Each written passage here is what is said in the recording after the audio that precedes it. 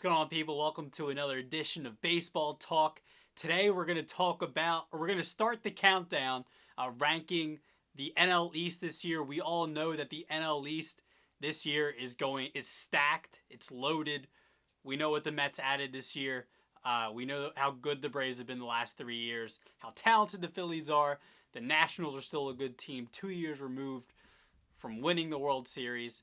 And the Marlins made the playoffs last year. And that's the first team we're going to get to today. And I'm going to do the countdown, or I'm going to rank each team within the next couple of weeks. But today we're going to start with the Miami Marlins, who in 2020 surprised everybody and made the playoffs. But let's talk about how they got there. Let's talk about it.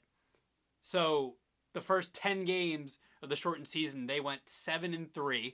They beat I think they took 2 or 3 from the Phillies to start to open the season, and then they stayed hot. And there were the COVID issues. I don't remember exactly which games were postponed, which games they didn't play.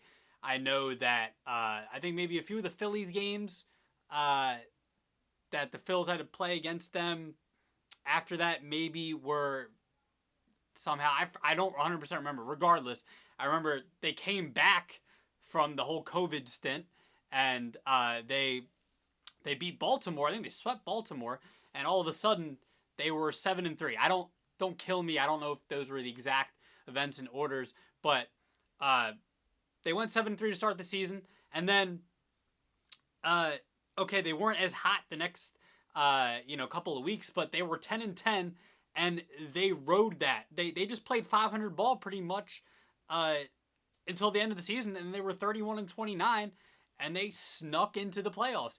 Yes, it was an expanded playoffs, but the Marlins were a perfect example of a team that took advantage of the shortened season. You know, they got hot to start the season, and no, they didn't stay red hot the entire 2 months of that 60-game season, but they won enough games to get in the playoffs.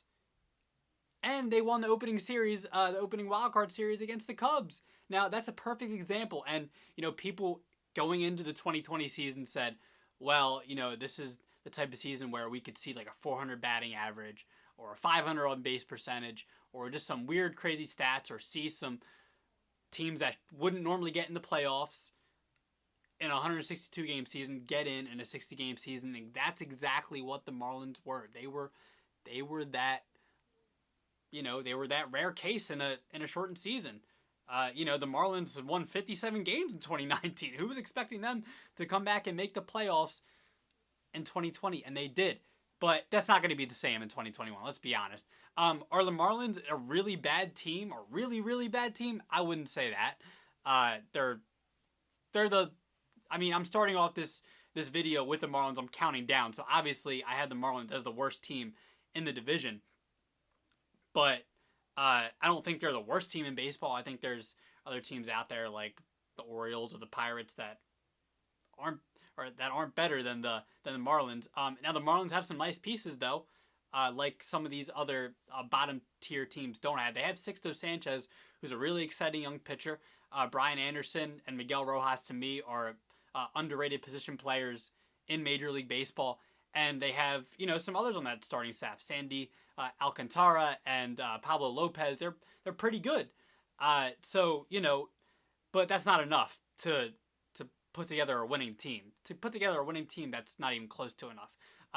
There's some fun pieces there. They also have Corey Dickerson, who's a nice player, which I wish the Phillies had never given up.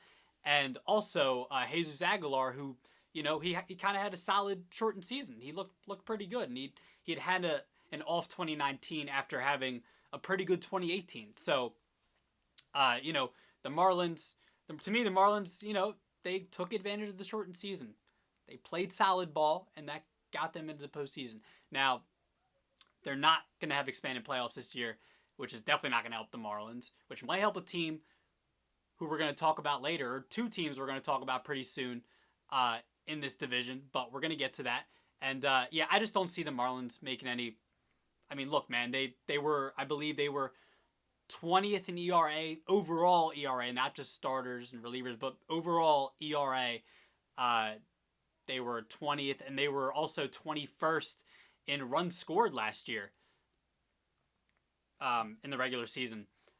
So that's not really a recipe for a winner at all. Just to get to sneak into the playoffs, which they did last year. Now, those rankings to me aren't going to. They're not going to change this year. Like, what have they done?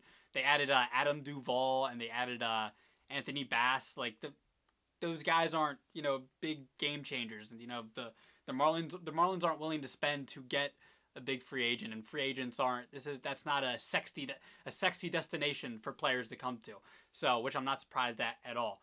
But yeah, the Marlins for me, I'd say they win between 65 and 70 games this year. I'm not going to say they're going to win 57 games like they did in 2019, but I'll give them a bad but not absolutely trash. I'll give them like a 67, 68 wins this year. That's where I feel like the Marlins are going to finish. But there's some players to watch. Like I said, I'm excited, even though I'm salty that we don't have Sixto Sanchez anymore. Sixto Sanchez is going to be fun to watch. He's a really young, exciting pitcher with some nasty stuff. And, they have some fun players there, man. They have some fun players. So that's where I feel like the Marlins are going to finish this year. 5th in the East at about 67 to 68 wins.